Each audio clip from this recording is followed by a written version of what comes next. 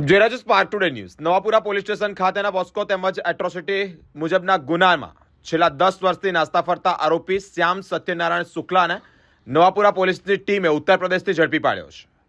Police commissioner Ashok રાઠવાએ પત્રકાર પરિષદ યોજી અને વિસ્તૃત માહિતી પણ આપી છે।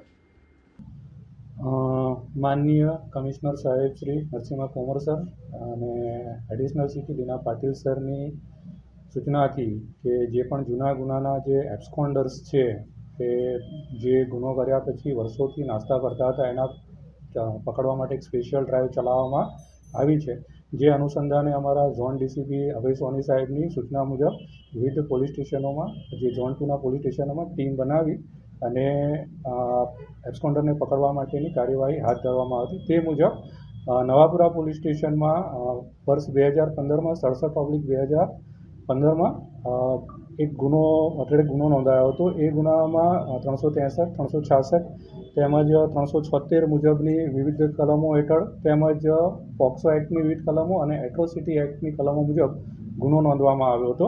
અને એ ગુનો નોંધાયા પછી એના જે મુખ્ય આરોપી છે પુનિત સત્યનારાયણ શુક્લા, જેઓની ઉત્તર પ્રદેશથી ધરપકડ કરવામાં આવી હતી અને ચાર્જશીટ કરવામાં આવી હતી।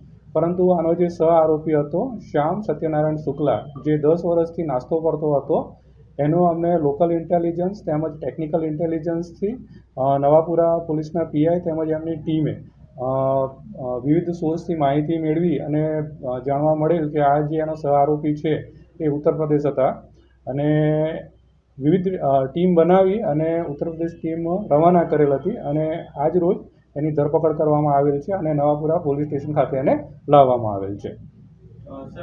હવે આમાં જે એના જે મુખ્ય આરોપી છે એ તો જે તે વખતે એના સામે ચાર્જશીટ થઈ ગયું હતું। ચાર્જશીટ થયા પછી એ બેલ આવતો હતો। પછી એનો સંપર્ક કરતાં એ જણાવતો હતો કે આ જે અમારો ભાઈ છે એ ઉત્તર પ્રદેશમાં રહે છે।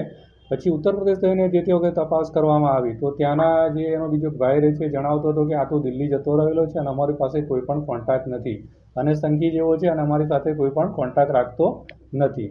એટલે ટીમોએ ત્યાં જઈને પણ ઘણીવાર તપાસ કરેલી હતી, પણ કોઈ ટીમે બતાવીને કે ભાઈ એ દિલ્હી જતો રહેલ છે, કદાચ આ લોકો બી એનો સપોર્ટ કરતા હોય, જેથી કરીને ભાડ મળતી નથી। પરંતુ આ વખતે ટેકનિકલ સર્વેલન્સ તેમજ જે લોકલ બાતમીદાર છે અને વિવિધ રીતે પૂછપરછ કરી અને અમારી ટીમ ત્યાં પહોંચેલ હતી।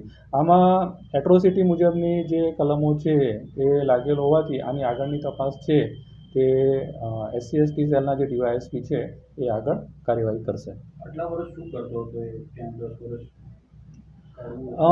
જે અત્યારે અમે એની પૂછપરછ કરી અને એમાં જાણવા મળ્યું છે કે ત્યાં પણ એ છૂટક મજૂરી જ કરતો હતો અને છૂટક મજૂરી કરીને પછી એના સ્થળો બદલતો રહેતો હતો।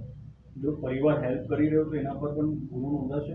એ આગળની તપાસ કરીને જોઈએ કે તેનો પરિવાર એને કેટલું એને છુપાવવા માટે પ્રયત્ન કરી રહ્યો હતું, એ આગળની તપાસ કરી અને પછી આગળની કાર્યવાહી કરવામાં આવશે। જે પકડાયો છે એનું ભૂમિકા શું હતું આ કેસમાં?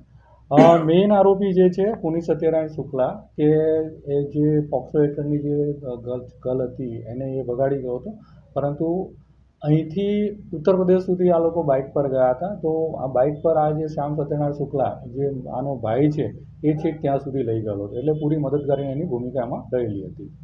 10 વર્ષમાં કેટલા જિલ્લામાં ફર્યો, કયા કોઈ શહેરમાં ફર્યો હોય? એ મોટે ભાગે યુપીના વિવિધ શહેરો તેમજ દિલ્હીમાં એ મજૂરી કામ માટે ત્યાં રહેતો હતો એવી અમને જાણકારી છે।